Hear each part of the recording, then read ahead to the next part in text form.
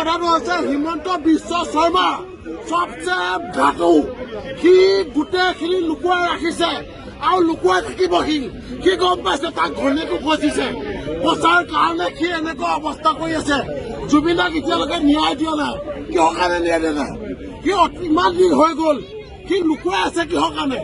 সি চব কথাখিনি গম পায়, টোটেলি কথা গম পায়, এটা এটা শব্দ। আৰু 2026 হিমন্ত বিশ্ব শৰ্মাৰ চৰকাৰ শেষ আৰু শেষ হ'ব লাগে। আমাৰ অসমৰ পাব্লিক মুখ্য নহয়, অভদ্ৰ নহয়, চবে বুজি পায়।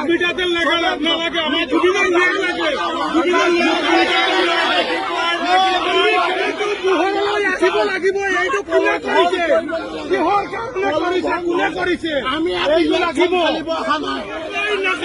এইটো চৰকাৰে সিদ্ধান্ত ল'ব নালাগে। আমাৰ ন্যায় লাগে, জুবিনক ন্যায় লাগে, জুবিন দাৰ ন্যায় লাগে।